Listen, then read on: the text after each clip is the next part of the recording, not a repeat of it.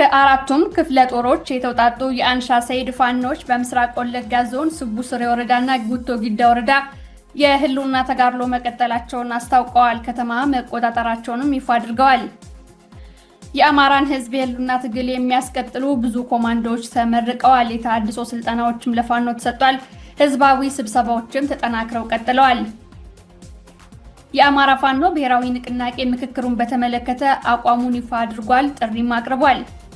የሚኒሊክ እዝ ከፍተኛ ወታደራዊ አመራር ኮሎኔል ሞገስ በሀገሪቱ 11 ነፃ አውጪ ድርጅት አለ፣ 11ዱም ከፋኖ ጋር ናቸው ሲል ተናገረ። አርበኛ ገብረ ህይወት ሞላ ወሌ ለአማራ ህዝብ ህልውና ሲታገል ከጀርባ ተመቶ መስዋዕቱን እዙ ባወጣው መግለጫ አስታወቀ።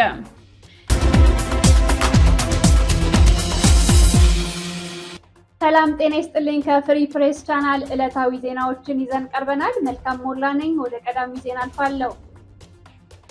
የአፋብን ወለጋ ቢዛሞ አንሻ ሰይድ እዝ ክፍለ ጦሮች ከአገዛዙ ጦር ጋር ውጊያ አድርገው ከተማ መቆጣጠራቸውን አስታወቁ። በከባድ መሳሪያ የታገዘው የአገዛዙ ጦር ለአራተኛ ቀን ከእዙ ጋር ውጊያ እያደረገ ይገኛል። በዚህም ከፍተኛ ጉዳት ማስተናገዱን ምንጮች ከወለጋ ጠቅሰዋል።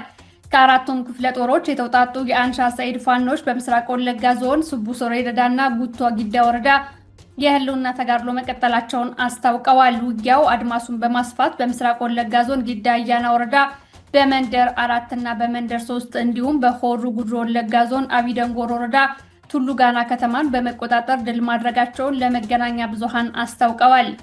ሐምሌ 17 ቀን 2018 ዓ.ም ከጠዋቱ 1 ሰዓት ላይ በመናበብ አበጀ ጥበቡ ነበልባል ክፍለ ጦር በመንደር 4 በመግባት ውጊያ አድርጎ የአገዛዙን ጦር አስወጥቻለሁ ብሏል። በተጨማሪም አንገርጉትን ክፍለ ጦር መንደር 3 ቀበሌ በመግባት በአገዛዙ ፓትሮል ጥቃት መፈጸሙን ገልጿል። በሌላኛው በሆሩ ጉድሮ ወለጋ ዞን አቢደንጎር ወረዳ ቱሉ ጋና ከተማን ፋኖ መቆጣጠሩን በቪዲዮ የታገዘ መረጃ ይፋ አድርጓል። የአማራ ፋኖ ብሔራዊ ንቅናቄ ምክክሩን በተመለከተ አቋሙን ይፋ አደረገ። ለተለያዩ አካላቶች ጥሪ አቅርቧል። ለልዩነትና ለጦርነት ምክንያት በሆኑ አጀንዳዎች ላይ አካታች ብሔራዊ ምክክርና ውይይት ማድረግን በተመለከተ የኢትዮጵያ ሕዝብ ለዘመናት ሲያቀርበው የቆየ ጥያቄ መሆኑ ይታወቃል።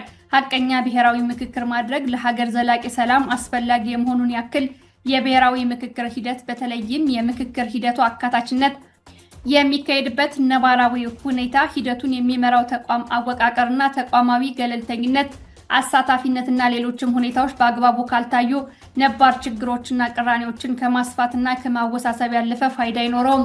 በብልጽግና አገዛዝ ጦረኝነትና ዘረፈጅ የቀውስ አገዛዝ ምክንያት ዓመታትን የተሻገረና የሚሊዮኖችን ሕይወት ያመሰቃቀለ ደም አፋሳሽ ጦርነት ውስጥ ያለችው ሀገራችን ይህንን በህዝብ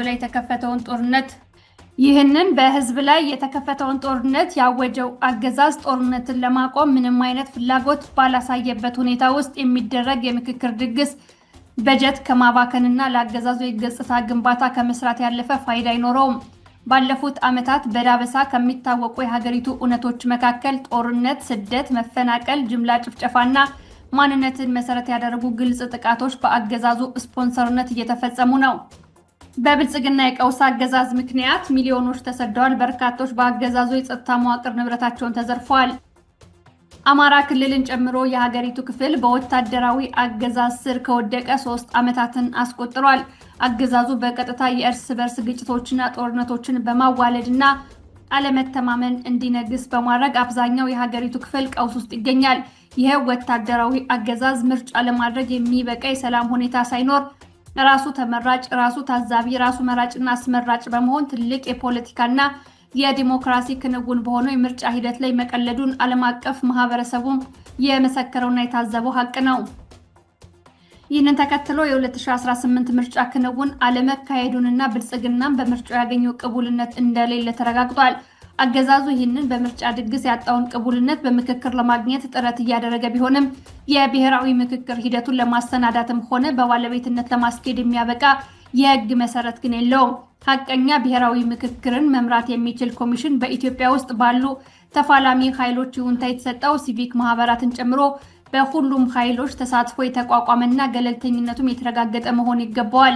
የወቅቱን የብሔራዊ ምክክር ጉዳይ እመራዋለሁ የሚለው ኮሚሽን ካገዛዙ በስተቀር በየትኛውም የፖለቲካ ኃይል እውቅናና ይሁንታ ያልተሰጠው ከመሆኑ ባሻገር የብልጽግናን በተለይም የጠቅላይ ሚኒስትሩን የግል ፍላጎት የብሔራዊ ምክክር ውጤት አድርጎ ይዞ ለመቅረብ የተዘጋጀ ሂደቱ የሚመራበትን አሰራር የሚወስን ሕግ እንኳን እንዲወጣ ያላደረገ የጓዳ ወዳጆችና የፖለቲካ ደላሎች ስብስብ ነው።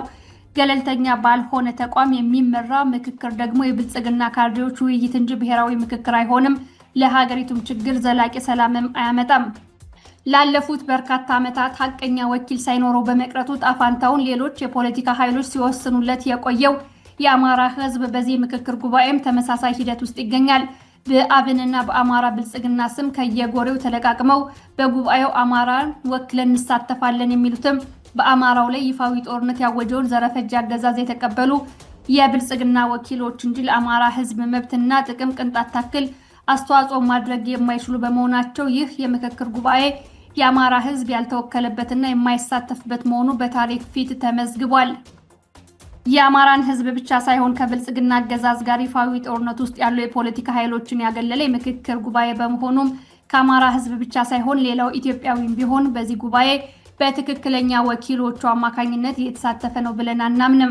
በመሆኑም አፋብን ለአማራ ሕዝብ፣ ለኢትዮጵያ ሕዝብና ለዓለም አቀፉ ማህበረሰብ ተከታዩን ጥሪ አቅርቧል። ለአማራ ሕዝብ ይህ ምክክር ተብሎ በአገዛዙ የሚደረገው እንቅስቃሴ የአማራ ሕዝብ ያልተወከለበትና ትክክለኛ ወኪሎቹ የህልውና ትግል ላይ በመሆናቸው ትግሉን ጫፍ በማድረስ ስር ነቀል ለውጥ በማምጣት ህልውናውን አረጋግጦ ለወደፊቱ ከሌሎች ህዝቦች ወኪሎች ጋር በግልጽ ተነጋግሮ ሀገራዊ እውነተኛ እርቅና ምክክር ለማምጣት እንዲቻል አሁን ላይ ሁሉንም አቅሞቹን አሰባስቦ በበለጠ ቁርጠኝነት እንዲታገል ጥሪ እናቀርባለን።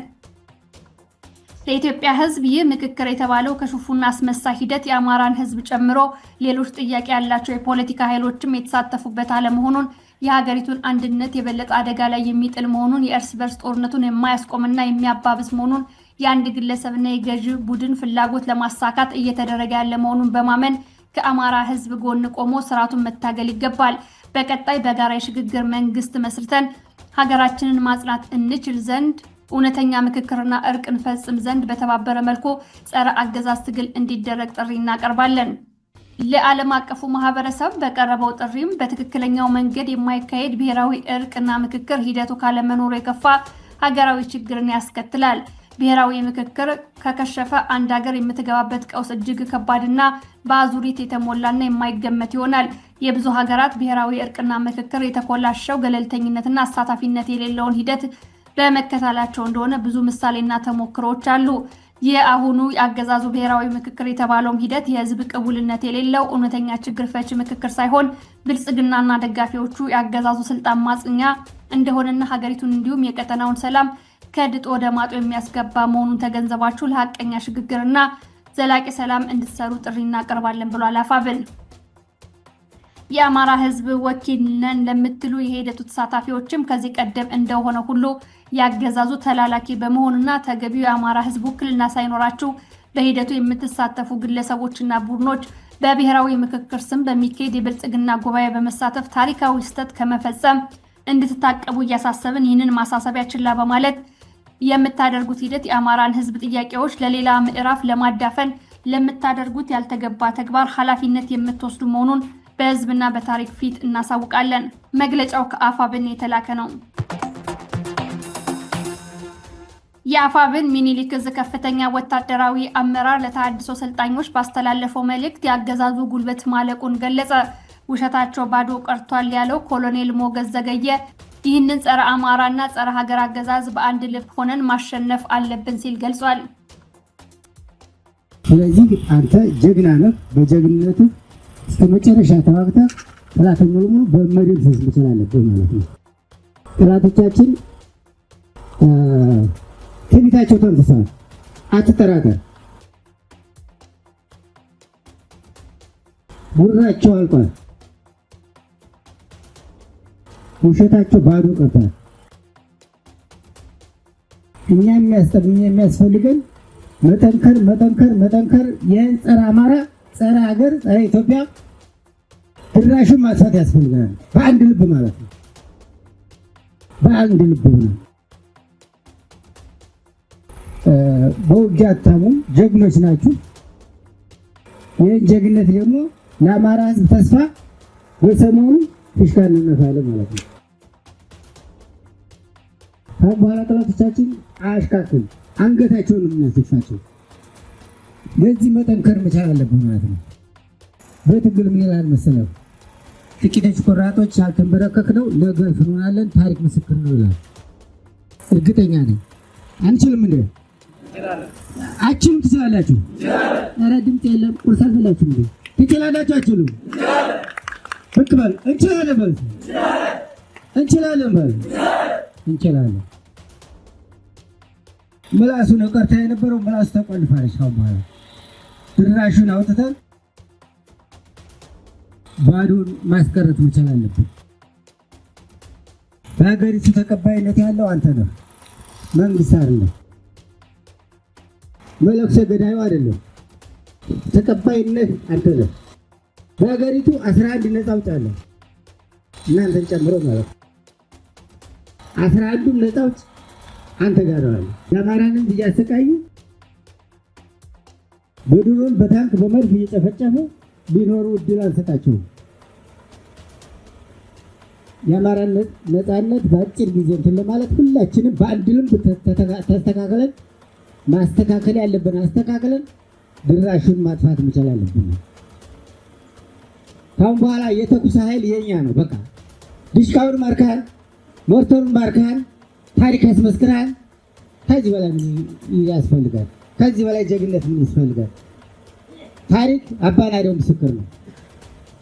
በአንድ ቀን 9 ዲሽቃ ነው ማረከው። አንተ ነው ማረከው። 653 ምርኮኛ ነው ያስመረከው። የሀገሪቱን 13 እዛም ጥቶ ነው ዘፈዘፈው። እንዘፈዘፈዋለን እንጂ አጠራጠር። ለዚህ ግን ዓላማ ጽናታችን፣ ቁርጠኝነትን፣ ጓዳዊ ዝምድናችን ማጠናከር መቻል አለብን። በአንድ ልብ ይዘን በአጭር ቀን የአማራን ተስፋ ማረጋገጥ መቻል አለብን። እናረጋግጣለን። እናረጋግጣለን። ታረጋግጣላችሁ። በአንድ ልብ በል። በአንድ ልብ እናረጋግጣለን። ታሪክ ምስክር ነው። ታሪክ ምስክር ነው። ቡላውን የአጼ ዘርዓ ያዕቆብ 1ኛ ኮር ናዶ ክፍለ ጦር የፋኖ ኮማንዶ ሰልጣኞችን አስመረቀ። የአፋብን ሸዋ ጠቅላይ ግዛት አሳምነው እስር የሚገኘው የአጼ ዘርዓ ያዕቆብ 1ኛ ኮር ናዶ ክፍለ ጦር ለወራት ያክል ሲሰጥ የቆየውን ጠንካራ የንድፈ ሀሳብና የተግባር ስልጠና ሲከታተሉ የቆዩ አዲስ ምልምል የኮማንዶ ሰልጣኞችን በደማቅ ሁኔታ አስመርቋል።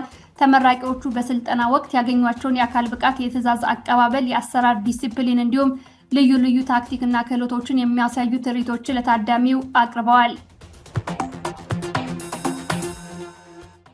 አርበኛ ገብረሕይወት ሞላ ወሌ ለአማራ ሕዝብ ህልውና ሲታገል መሰዋቱን እዙ ባወጣው መግለጫ አስታወቀ። አርበኛው ከትናንት በስቲያ በማዕከላዊ ጎንደር ዞን አርማጭ ወረዳ ጭርክኝት ቀበሌ በደዊ ከተማ በተሰጠው ግዳጅ በስራ ላይ እያለ ባልጠበቀውና ባላሰበው ሰዓት በባንዳ በተተኮሰ ጥይት ህይወቱ ማለፉ ታውቋል። አርበኛው የአፋብን ጎንደር ጠቅላይ ግዛት በላይ እዝ 305ኛ ኮር 71ኛ ክፍለ ጦር ህዝብ ግንኙነት መምሪያ ሆኖ ሲያገለግል ቆይቷል። አርበኛ ገብረሕይወት ሞላ ትግል የጀመረው ከ1997 ዓ.ም ጀምሮ ሲሆን የቅንጅት አባል በመሆን በኋላም የአብን አባል በመሆን የአማራን ህዝብ መብትና ጥቅም ለማስጠበቅ ከፍተኛ ተጋድሎ አድርጓል። አርበኛ ገብረሕይወት ሞላ ከ2016 ዓ.ም ጀምሮ ወደ ዋዋ ጎቤ መልኬ ክፍለ ጦር ተቀላቅሎ የክፍለ ጦሩ ምክትል ህዝብ ግንኙነት መምሪያ በመሆን አገልግሏል።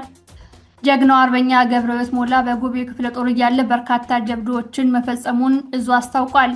አርበኛው ባለትዳርና የ3 ልጆች አባት ሲሆን ሐምሌ 16 2018 ዓ.ም ከቀኑ 10 ሰዓት አካባቢ ባልጠበቀውና ባላሰበው ሰዓት አርሶ አደር መስሎ በመቅረብ ጀግናውን ገሎ ለማምለጥ ቢሞክርም በአካባቢው በነበሩ ፋኖች በፍጥነት በመድረስ ከበባ በመስራት እንዳይመለስ አድርገውታል። ጋንታ መሪውን ጨምሮ ያገዛዙ ወታደሮች ከነሙሉ ትጥቃቸው ሚኒሊክ እዝን ተቀላቀሉ። መነሻቸውን ሰሜን ወሎ ዞን ላስታ ወረዳ ሹምሻ ላሊበላ አየር ማረፊያ ከተከማቸው ሰራዊት በመነሳት 3 መሰረታዊ ወታደሮች በርካታ መሳሪያዎችን በመያዝ አፋብን ወሎ ቤት አማራ ሚኒሊክ እዝ 303ኛ አሳምነው ኮር 19ኛ እሸት ክፍለ ጦርን ተቀላቅለዋል። ጋንታ መሪው ፋኖችን የተቀላቀለው 3 ጥቁር መሳሪያ በመያዝ ነው። ፋኖ በራያ ቆቦ ወረዳ ከ3 ቀበሌ ማህበረሰብ ጋር ውይይት አደረገ። አፋብን ወሎ ቤት አማራ ሚኒሊክ ዕዝ በራያ ቆቦ ወረዳ ቃሊም ንዑስ ወረዳ ስር በሚገኙ 3 ቀበሌዎች ነዋሪዎችን በመሰብሰብ በወቅታዊ ጉዳዮች ዙሪያ ሰፊ ህዝባዊ ውይይት አድርገዋል። ሐምሌ 16 2018 ዓ.ም በተካሄደው በዚህ ህዝባዊ መድረክ በወቅታዊ የፖለቲካና የጸጥታ ሁኔታዎች በአማራ ህዝብ ታጋዮች ዓላማዎችና የብልጽግና አስተዳደር በህዝቡ ላይ ያደረሰ ባለውና ሊያደርሰው ባቀደው መጠነ ሰፊ የዘር ማጥፋት ጭቆና ዙሪያ ጥልቅ ውይይት ተደርጓል። የሰርጎ ገቦች ጉዳይን በተመለከተም በመካከላቸው የሚገኙ ያገዛዙ ሰርጎ ገቦች ለህዝቡም ሆነ ለፋኖ ድርጅት ትልቅ ፈተና መሆናቸውን በመጥቀስ ህዝቡና ታጋዩ በጋራ በተቀናጀ መልኩ በመያዝ አስፈላጊውን ቁጥጥር እንዲያደርጉ ጠይቀዋል። ቻናላችንን ሰብስክራይብ፣ ላይክ እና ሼር እያደረጋችሁ እንዲሁም ኮሜንት እየሰጣችሁ ስለምታበረታቱን ከልብ እናመሰግናለን። መረጃዎች ይቀጥላሉ። ሁቲዎች የሳውዲ ከተማን መቱ። ሪያድ በአማጺው ቡድን ላይ የአየር ጥቃት መፈጸሟም ተገለጸ። የየመን ሁቲዎች በሳውዲ አረቢያ የባህር ጉዞ እገዳ መጣላቸውንና የሀገሪቱ መርከቦች ማጥቃታቸውን ተከትሎ ሳውዲ በየመን የወደብ ከተማ ሆዳዴና በቅርብ ያለ ደሴት ላይ በሚገኙ የአማጺ ቡድን ኢላማዎች ላይ የአየር ጥቃት ፈጽማለች። ሁቲዎች በሳውዲ አረቢያ ጂዛን ከተማ ለተፈጸመው የሚሳኤል ጥቃት ኃላፊነት ከወሰዱ በኋላ ደግሞ የሪያድ ባለስልጣናት በጂዛን አውራጃ የአደጋ ጊዜ ማስጠንቀቂያ አውጥተዋል። ፕሬዚዳንት ትራምፕ ፑቲንና ዢ ለኢራን መሳሪያ እንደማይሸጡ ነግረውኛል ማለታቸው ተዘገበ። የሩሲያውና የቻይናው ፕሬዚዳንት ለኢራን የጦር መሳሪያ ላለመሸጥ ቃል ገብተውልኛል ሲሉ የአሜሪካው ፕሬዚዳንት ተናገሩ። ትራምፕ በሶሻል ሚዲያ ከፕሬዚዳንት ዢ ጋር በቅርቡ ቤጂንግ ቻይና ስንገናኝ በማንኛውም ሁኔታ ለኢራን መሳሪያ እንደማይሰጡ እንዲሁም እንደማይሸጡ ነግረውኛል ብሏል። ይህም የቻይና መሳሪያ አምራች ተቋማት እንደሚያካትት ገልጸዋል። ትራምፕ እንደተናገሩት ፑቲንም ተመሳሳይ ቃል ገብተውላቸዋል። የአውሮፓ ህብረት 5 ኢራናውያን ዳኞች ላይ ማዕቀብ ጣለ። የአውሮፓ ህብረት ምክር ቤት 5 ኢራናውያን ዳኞች ከከፍተኛ የሰብአዊ መብት ጥሰት ጋር በተያያዘ በማዕቀብ ዝርዝር ውስጥ ማካተቱን ቢቢሲ ዘግቧል። 5ቱ የኢራን አብዮታዊ ፍርድ ቤት ዳኞች የፖለቲካ ተቃዋሚዎችና ውስን ተከታይ ያለው ሃይማኖት አባላት ላይ ከተላለፉ ውሳኔዎች ጋር በተያያዘ ማዕቀብ መጣሉን ዘገባው ያትታል። የዕለቱ ዜናዎች እነዚህን ይመስላሉ። መልካም ሞላ ከዜናዎቹ ጋር አብሬያችሁ ቆየው። ቻናላችንን ሰብስክራይብ እያደረጋችሁ ትወጡ በአክብሮት ጠይቃለሁ። ጤና ይስጥልኝ።